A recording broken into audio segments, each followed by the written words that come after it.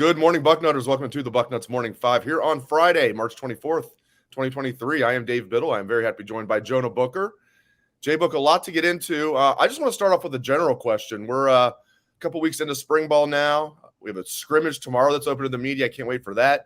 What has piqued your interest the most? I know it's still relatively early, but what's piqued your interest the most from the Buckeyes spring practices? To me, Dave, it's the defensive backs, especially the cornerback position. I'll start with Denzel Burke. From all indications, he's having an outstanding spring. I mean, the first couple of days of spring ball, the coaches went to the podium and said Burke has got his hands on more footballs so far in spring ball than he did all of last year. You listen to the coaches, and they said that he was an absolute beast during the winter workouts. You could tell that he's kind of changed his mentality. So whatever conversations that he had with that coaching staff post the season, it sounds like Denzel Burke is poised for a bounce back season, Dave. So to me, that's outstanding news for this defense because they're going to need him. Whether you like him or not, he's going to be a starter. And so then I'm going to look on the opposite side of him, the Ole Miss transfer, David Igbinosa. He comes in with an attitude, Dave, that I think was missing from the secondary. He brings a level of aggressiveness out there. He's a big corner. He's not going to be afraid to compete with these guys. And if I would be lying if I would say, hey, I wasn't smiling a little bit once they showed a clip of him getting his head around and finding the football, because that's been something that has been missing from this secondary for years now. So to me, just getting two corners playing at a high level in the spring so far is big. Now, can we get Jordan Hancock going? Can we get Jair Brown, some of those younger guys? You got Jordan Matthews there. So you're starting to feel just a little bit better about the cornerback position once you start getting news that Denzel Burke has been dialed in for the last several months. No flying squirrels so far in spring. No flying squirrels. So no flying squirrels. Love that. I love that phrase. Well, I don't like it when my guys are doing it, but I think it's funny when you drop that phrase. All right, let's get into great points, by the way, about the corners. Igbinosa was a hell of a get. I mean, 6'2" corner, as you said, with speed and attitude and toughness. I just absolutely love that kid. And you're right. I mean, Denzel Burke, from all accounts, has been balling out during spring, so that's great to hear. All right, got a chance to meet with the offensive linemen and the defensive linemen yesterday, including we got to meet with Justin Fry and Larry Johnson. Let's start with the O-line. Obviously, center and right guard, are big stories. And it sounds like Carson Hinsman's making a move at center. Also, Victor Cutler's battling there. The transfer from Louisiana Monroe. At right tackle, it's interesting. Zen Mahalski and Integra Shabola are rotating there. Kind of break down what you're seeing from the O-line. Are you confident? Are you wait and see mode? Are you lacking confidence? Where are you at with this O-line? Yeah, just, interacting with a lot of Ohio State fans on Twitter. The O-line is one of the major concerns for a lot of people. I can understand that. But I'm bullish, Dave, because I believe that Justin Fry is an elite coach. I truly believe that Fry will have that offensive line playing at an elite level. Once game one come around, he will have those boys ready to go to maul people. You mentioned, the interior. I feel really good about the interior, guys. I think that's going to be obviously a position of strength, especially with Carson Hinsman stepping his game up. He's a former high school All-American. You look at, your other two interior guys are coming back with experience. To me, it sounds like, Dave, that Carson Hinsman is going to lead this from wire to wire as far as that position battle. Vic Cutler coming in, I think it's taking him a little bit longer to adjust to playing at this level of competition, coming from Louisiana Monroe, one of those Louisiana schools, I believe. Yep. And then you look at the tackles. That's going to be the big question mark. Replacing 2 first-round tackles is not going to be an easy task, but I do think you're going to get high play from your left tackle. But as you mentioned, Tegra, I was fascinated, Dave, that Tegra just lost his black stripe 2 years within the program. There was no black stripe video or anything, and I kind of forgot about it. It kind of slid under the radar that, hey, this kid still hasn't lost his black stripe, but sounds like he's in the big battle there. That can go either way right now. I mean, they're splitting reps. It's going to be who performs best in the scrimmages coming up to see who's going to be leading coming the fall camp. Yeah, and then Justin Fry was going out of his way to talk about how like starting jobs have not been secured yet. Now, obviously, left guard and right guard have been secured, and I'm get left tackle. Even if he stopped short of saying Josh Fryer is definitely the left tackle, Yeah. Josh Fryer is definitely the left tackle. So yeah, we'll see what happens. Right tackle is very interesting to me. You nailed it. I mean, I like the. I think, and I'm not just saying this because they're very tall. Zen Mihalski and Tegra Shabola, especially Tegra, they have a very high ceiling, in my opinion. So that'll be interesting. All right, so defensive line. So we'll see. I mean, can JT Tuimoloau break out as a superstar this year? That's a big question. You know, Jack Sawyers, he's now going to be the guy we hoped he would be. Mike Hall's healthy now. Tyleek Williams. How do you feel about this D line? I look at it, Dave, as a group with a very high ceiling. They have the potential to be awesome, but can Larry Johnson get the most out of them? The defensive line hasn't lacked talent over the last several years. They've lacked production. They haven't been able to rack up the sacks that we all thought. I know a lot of people bang on Jack Sawyer, with his production, but at the end of the day, he led the team in sacks, playing out of position. So that right there tells me that he's poised to definitely have a much better season with his hand in the dirt at the defense end. I know you guys talked to Larry Johnson yesterday. Larry said he made the recommendation to Jim Knowles to move, Jack Sawyer back. He basically said, yeah, that little experiment was cute and all, but this kid, he belongs with his hand in the dirt, getting after the quarterback. We have some other guys that can play the jack position if they want to go that particular route. JT, I need a little bit more from him, Dave. He had a solid year, sophomore year. Now it's time to go. Now it's time to put it together. Instead of having one monster game, let's have a consistent season. And then you look at those younger guys. Larry said it's time for those younger guys to really step up. Your Caden Curry. You look at Amari Abar. That kid is huge. What he put up, put on 19 pounds in the offseason. I saw pictures of him, and he looks like an absolute monster out there. And then obviously you got your speed rush guy in Kenyatta Jackson, who also put on about 9 to 10 pounds in the offseason. So you're feeling good about the younger guys getting their bodies right. Now let's go ahead and turn it up on the field. We need to have a solid rotation of guys who's going to be able to help to get after the quarterback. But as far as the interior guys, it's Tyleek and Mike Hall all day. That 1-2 punch has the potential to be one of the best in college football. But can we get some hero canoe, some of those younger guys in there to really provide some depth? So you're not asking Mike Hall and Tyleek to play 70, 80 snaps a game. We obviously want them to play more, but let's make sure that those guys are healthy come Michigan time.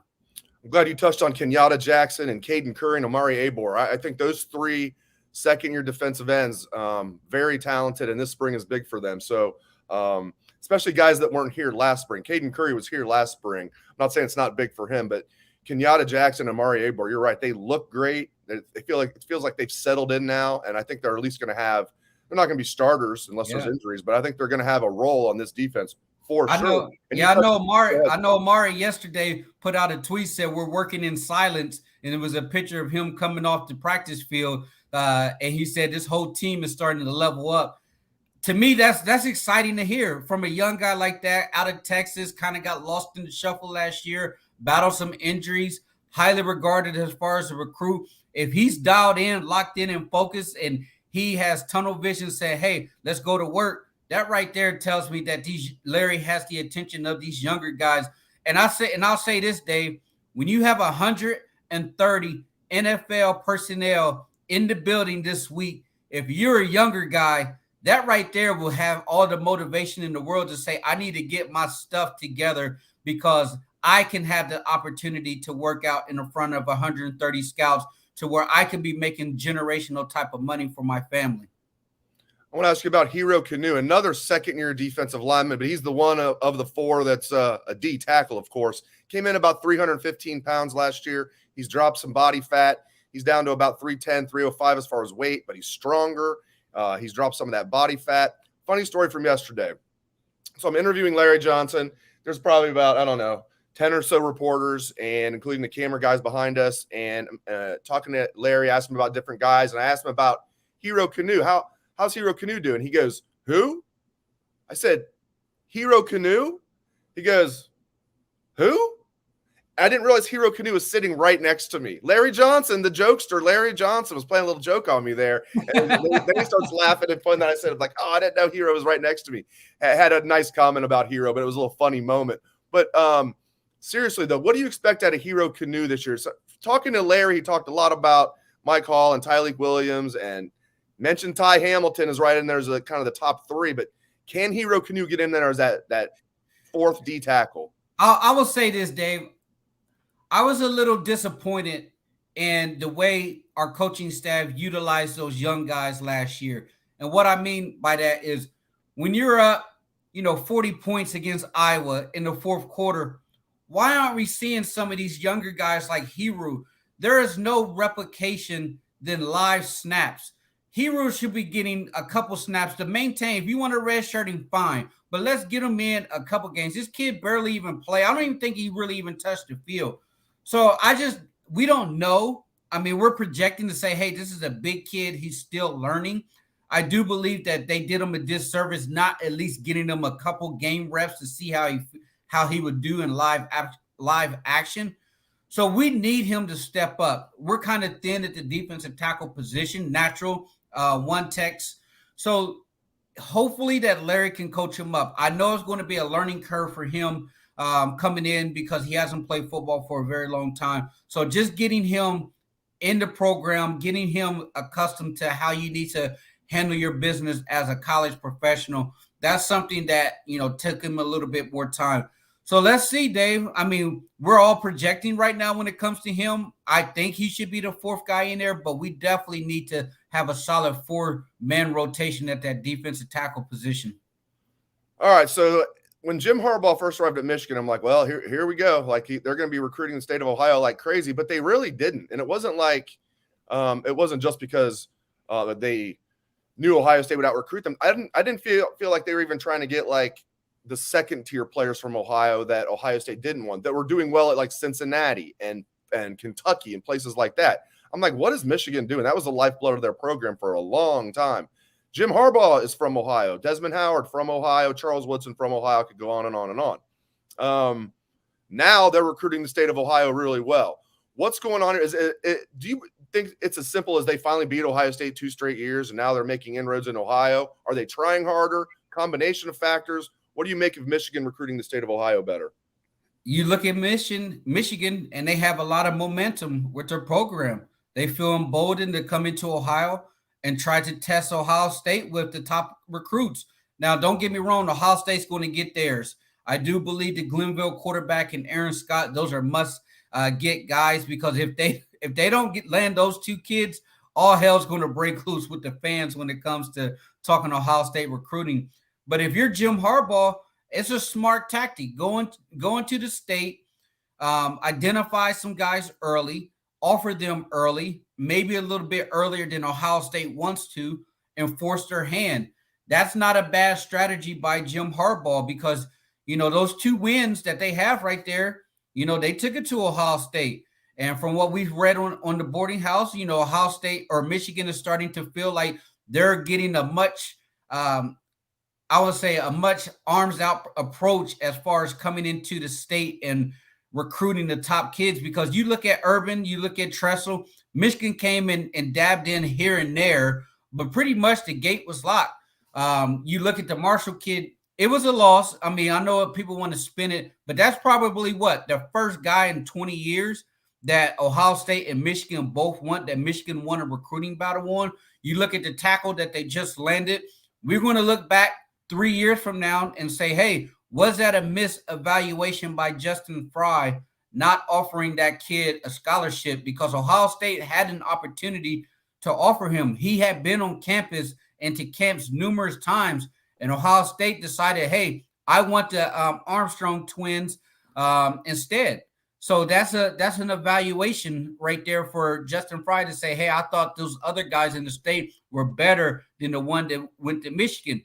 But at the same time, you got to respect what Michigan has done. with Sharon Moore, they've been outstanding up front. So if Michigan is evaluating this kid and saying, hey, we think he can be a player here at Michigan, then it's just something that you have to take pause on and say, hey, it's going to be a situation who was right, Michigan or Ohio State, when it comes to that evaluation. But I don't think Michigan's coming in and invading Ohio like the perception is out there right now. Yeah, they got the kid from Cincinnati, the running back. If Ohio State can bounce back, land a Texas kid whose family from Cleveland, has family from Youngstown, then I call it a win for Ohio State. But Tony Alford, make no mistake, he needs to get 2 running backs this cycle. Yeah, Jordan Marshall's ranked very high at a Moeller, as you mentioned. Now, Ben Roebuck, I don't know why. I don't think people are freaking out about it. He's a 3-star kid. Now, maybe he'll end up being very good. He's big. As you mentioned, he's teammates with the Armstrong twins. So I think if Buckeyes get the Armstrong twins as expected, they would take that. Yeah. Maybe Roebuck's underrated. I don't know. He's 6'7", 320. He's a big kid, but he's only a 3-star. I mean, I think if he was going anywhere else, Ohio State fans wouldn't care. Yeah. It's like, oh, he's going to Michigan. He must. Some rankings got him 4-star. I mean, but you look at you look at this situation, Dave. How many times have Justin Fry been up there to St. Ed's to look at the Armstrong twins? So obviously he's talking to the coaches up there to say, hey, we're looking at this kid. He's been to camp. There's been some chatter out there that they didn't think this kid was athletic enough or what they're looking for out of their tackles. Now, that's why I go back to say it's an evaluation. If Ohio State, turns out to have a misevaluation, it's not a recruiting miss. They never actually offered this kid. It's just going to be an evaluation miss because they just deemed that he wasn't good enough to play here. But at the same time, Dave, if you're Michigan, this is what you want to do. You want to battle in Ohio for the top recruits. I know Ohio State has said they want to have a more regional approach. My only gripe is, hey, make sure that you're starting that evaluation process just a little earlier for your in-state and regional guys, because right now it's all about, hey, who offered me first? Who got to the evaluation process quicker? If you're Ohio State, just pull the trigger a little bit early if you have some conviction that this local kid may be able to play here. Great stuff as always from Jonah Booker. Really appreciate it, J-Book. Coming strong as always. Thanks to J-Book. Thanks to all of you for tuning into the show. We appreciate it very much. Hope everyone has a great day and a great weekend.